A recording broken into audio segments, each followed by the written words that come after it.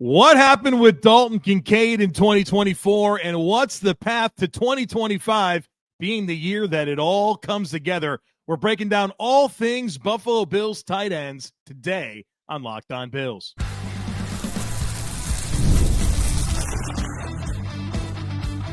You are Locked On Bills, your daily Buffalo Bills podcast. Part of the Locked On Podcast Network, your team every day.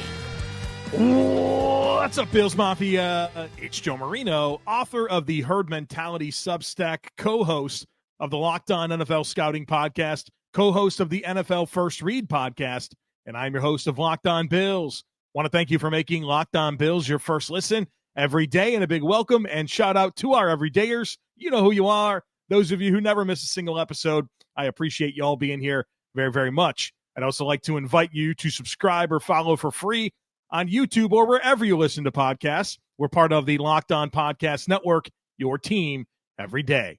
Well, folks, welcome in. We're talking tight ends today on the podcast. Obviously, a lot of conversation around Dalton Kincaid. We'll get to Dawson, Knox, Quinton Morris, and what this team needs to do this offseason at the tight end position to maximize what they can be in 2025. So let's do it. Let's start off talking Dalton Kincaid, 2023 first-round pick, number 25 overall selection. He's 25 years old. He turns 26 in October, entering his third season, year 3 of a 4-year, $13.4 million contract. In 2024, he was on the field for 43% of the Bills' offensive snaps, keeping in mind he did miss 4 games. And in the games he was active for, he was on the field for 57% of the offensive snaps. Collected 44 catches on 75 targets, 448 yards, 2 receiving touchdowns. He didn't have the huge breakout season that we were hoping for. Obviously, Kincaid, a first-round pick, traded up 2 spots to get him, gave up a 4th-round pick. The Bills reset their receivers around Josh Allen, and you're looking at Dalton Kincaid to really be a huge part of the offense, a huge part of that recipe. And it didn't really happen. And Sean McDermott and Brandon Beane both affirmed during their year-end press conferences that the year didn't come together like everyone had hoped, including Dalton Kincaid and, of course, what the team had expected from him. You're certainly excited for, or you were excited going into 2024 for him to build upon what was a really good rookie season. 73 catches, 673 yards as a rookie. Those 73 catches were the most ever by a Bills tight end, ever. Those 673 yards, the second most receiving yards ever in a season by a Bills tight end. In terms of rookies, 4th most catches ever for a rookie, 10th most yards ever for a rookie. And even that season, he was 7th in receptions, 10th in yards among all tight ends in 2023. He had a good rookie season. And so, young player, entering year 2, build off of a strong rookie season, tons of opportunity with all the vacated targets. Expectations were high, and they should have been high. But it didn't really materialize in the ways that anyone had hoped for. Early in the season, I thought there was a lot of gravity for Dalton Kincaid. Teams were keying in on him, right? It was widely believed that Kincaid was going to be one of the go-to pieces of the offense, and you could see opponents believing that as well and really focusing their efforts on defending him. He goes on to have a torn PCL in week 10 against the Colts, missing, several games after. But I think the biggest problem and the biggest reason why Kincaid fell short of expectations in year 2 was that he just didn't have good chemistry with Josh Allen. Let me give you some numbers here that really drive home that point. Only 69% of targets in the direction of Dalton Kincaid were catchable. Among those 41 tight ends to have run at least 200 routes, that is the lowest percentage of catchable targets among any of them. 41st out of 41. When Kincaid was targeted 10 or more yards down the field, only 37% of those targets were catchable. That data courtesy of the Fantasy Points Data Suite, which is run by Brett Whitefield. I trust that data wholeheartedly. That's crazy. Again, only 69% of targets overall were catchable, dead last in the NFL among tight ends that ran at least 200 routes. And when targeted 10 or more yards down the field, only 37% of those targets were catchable. It's very unfortunate. They just didn't have good chemistry. And as fate would have it, Dalton Kincaid's injury in Week 10 against the Colts came when chasing down an inaccurate throw despite being wide open.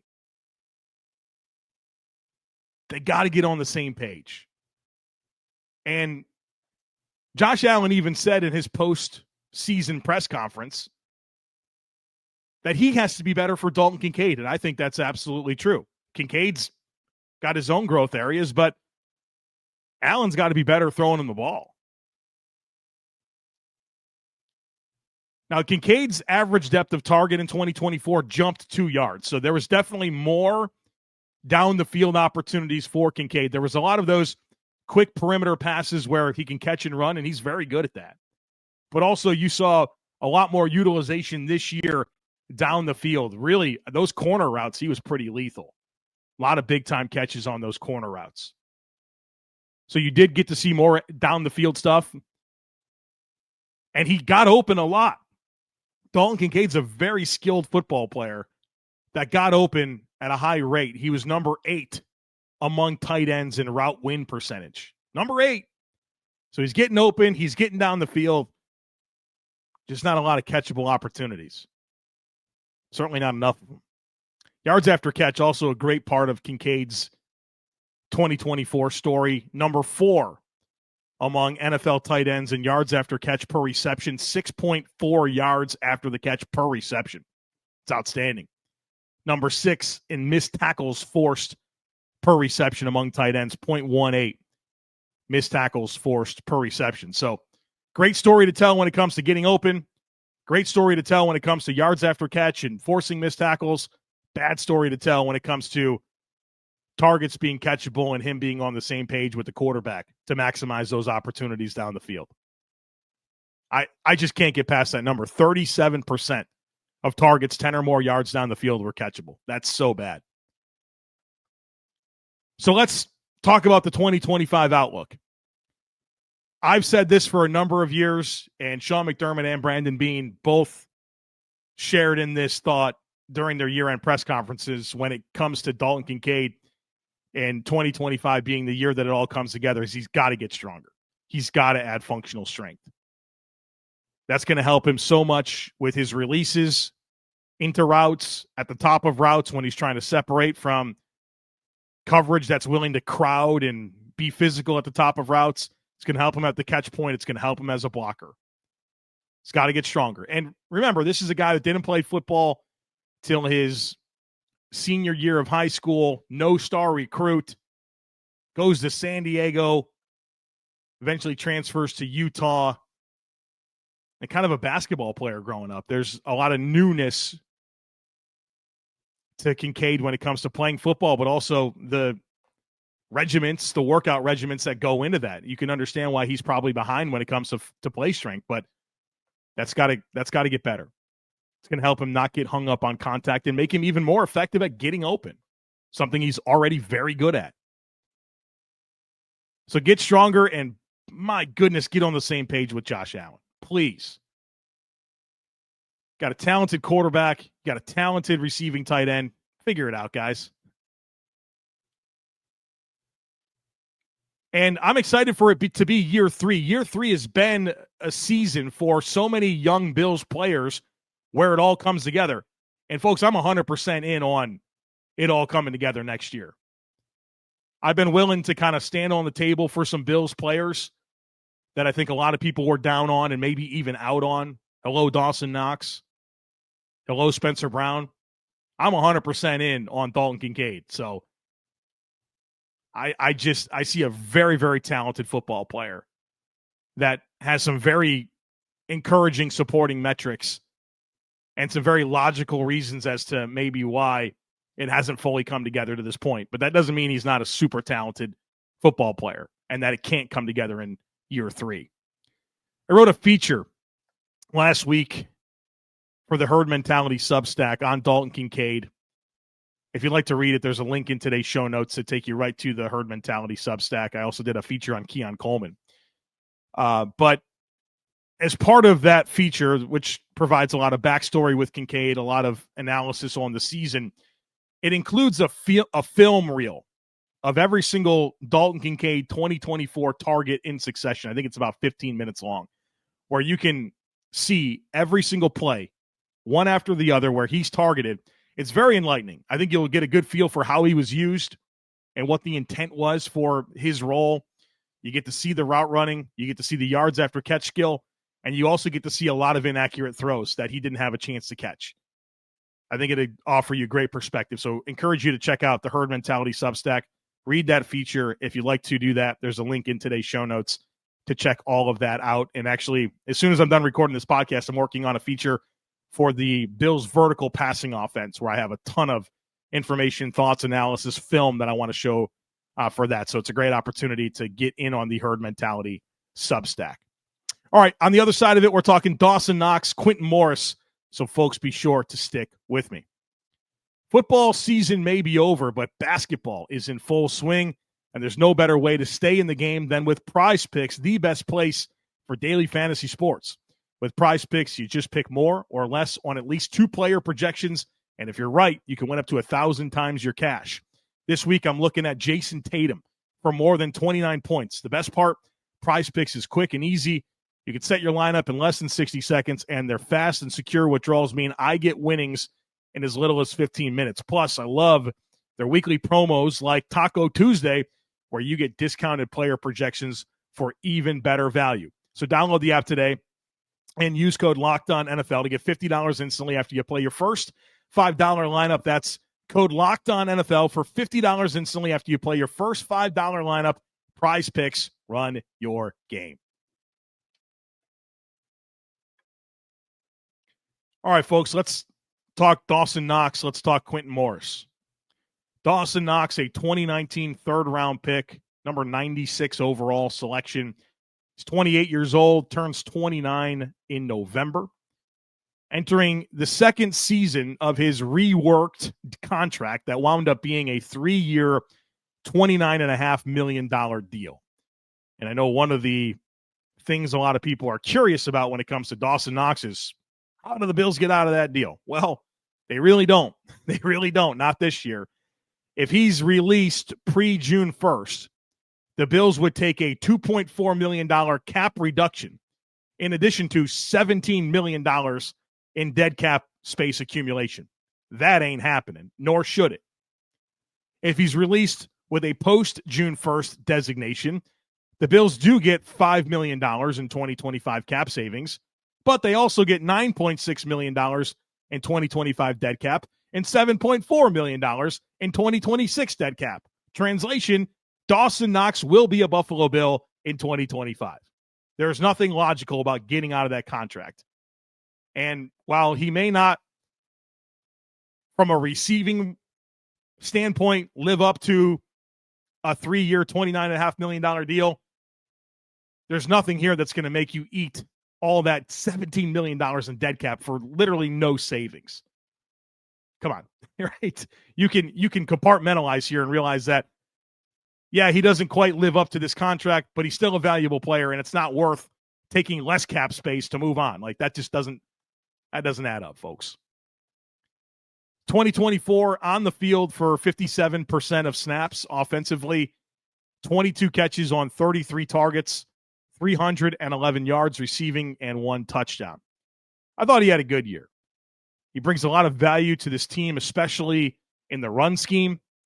He's the best inline blocking tight end, and the Bills leaned into this concept of we're going to use big people to do big people things and block on the edges.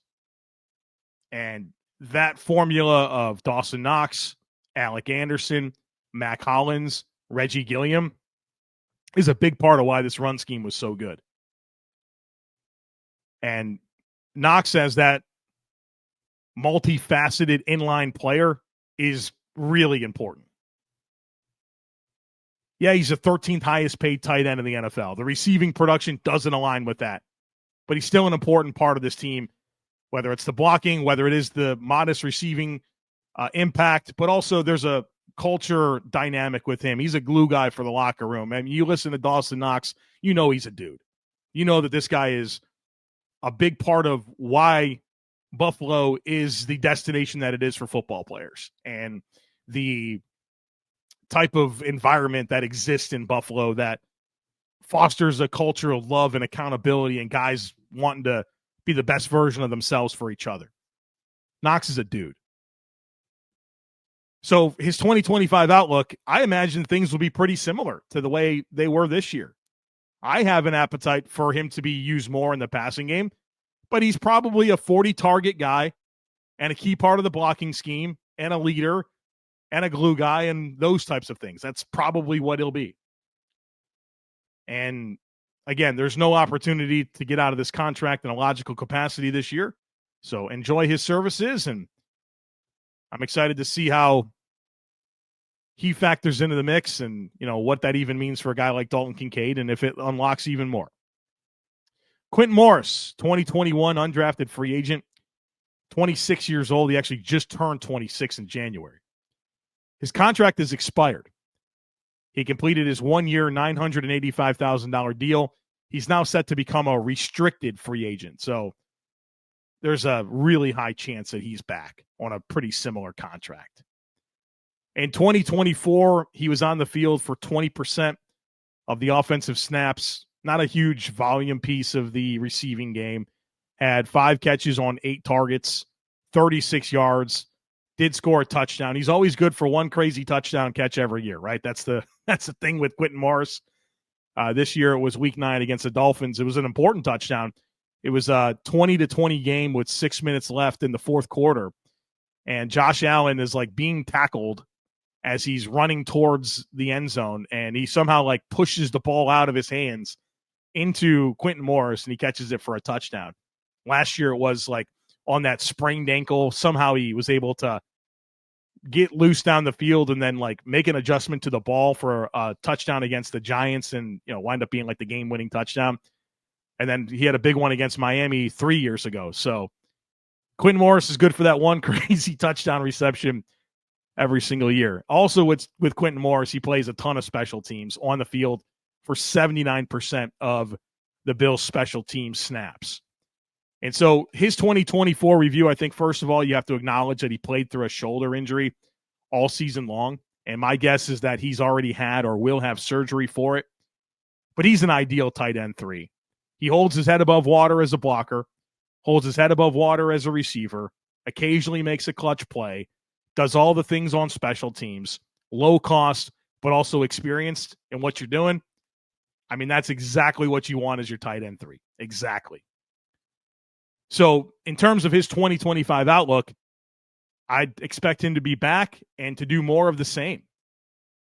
Probably battle it out with Zach Davidson and Armani Rogers. Those are 2 tight ends that have already been signed to futures deals. And they can duke it out for tight end 3. I'd expect Quinton Morris to be the favorite to win it and ultimately do so. And so I think that's what you can expect from Quinton Morris in 2025. All right.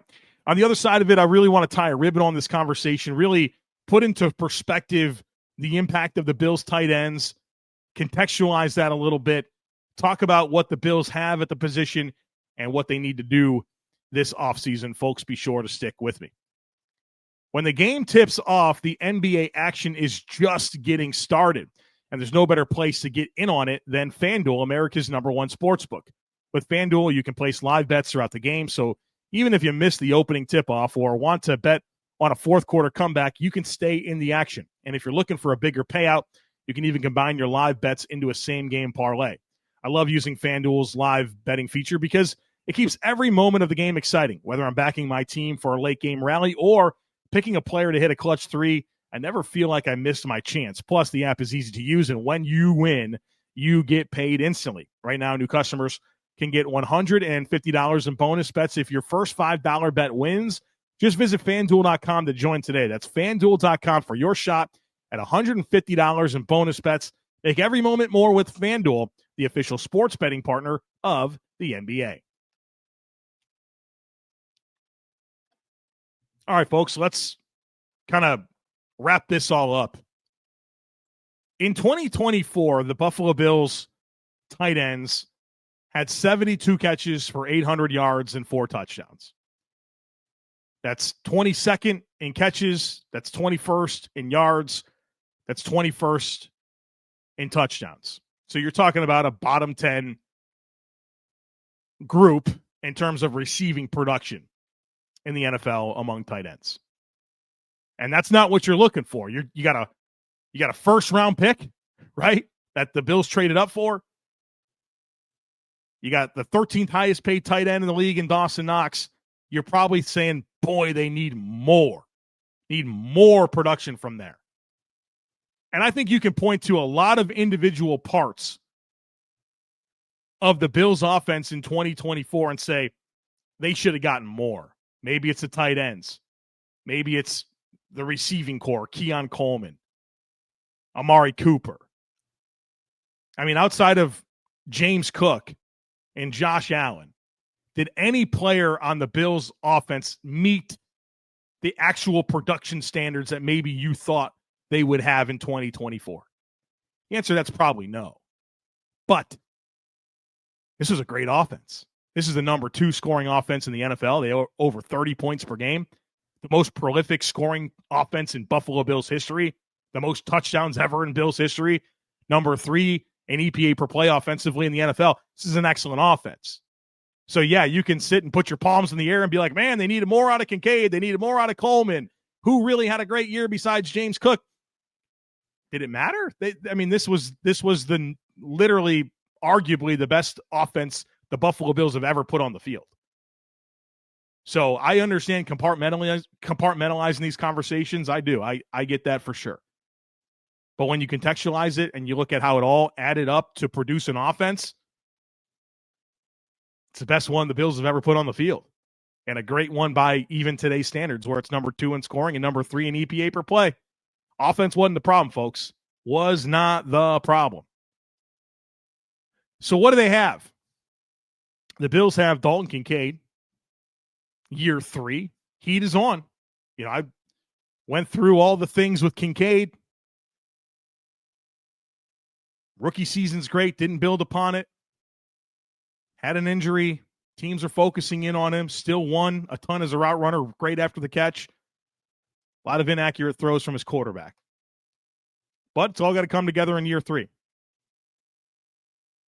Dawson Knox, you got him. He's a savvy veteran that you know what you're getting, even if it doesn't quite add up in terms of the value of the contract. You have an expiring contract in Quinton Morris, who's a restricted free agent that I expect will be back. And then you have these 2 guys that are signed to futures deals in Zach Davidson and Armani Rogers. I think you're generally familiar with Zach Davidson. Popular name throughout training camp, brings a lot of energy, has some receiving acumen, good size. I think he's one of those practice squad darlings right now that I think a lot of people are interested in. We'll see how it comes together this year for him. And they also brought in Armani Rogers, who is a college quarterback that transitioned to tight end. And he's been around for a little bit. He was with the Commanders in 2022 and 2023. He split time with the Eagles and Falcons this year. And he'll get his chance in Buffalo to be on the 90-man roster and have an opportunity to compete. And so he'll be part of the mix. And so what do they need? I think all they really need to do is bring back Quinton Morris. And that might be it. Like in terms of what this group looks like, even for camp, that might be the group. Kincaid, Knox, Morris, Davidson, Rogers. Like maybe something else modest. But there's a good chance the Bills don't invest another thing, whether it's a contract or a draft pick on a tight end. And so, maybe there's an idea to make a modest investment with a draft pick. It's a really good draft class where you think to yourself, well, let's get ahead of potentially losing Dawson Knox after the season if there is a logical opportunity to get out of his deal. And so you'd like to have something that you're developing. And I'd certainly understand that, but I could also be convinced that that would be the most significant thing that they do is invest like a 5th round pick or something like that in a tight end that has a little bit of upside and see how it goes. But there's a good chance this is the group. But what do they actually need? They need for Dalton Kincaid to get it going, right? Need to get him to get it going with Josh Allen and for that to materialize in the ways that Brandon Beane envisioned it to when he traded up for him, gave up a 4th round pick to get this player. And he's talented. There's no question. There's a lot of context that's necessary to really be objective and honest about what happened in 2024. And the book is not written, and I'm super optimistic for Kincaid in 2025 in his 3rd season.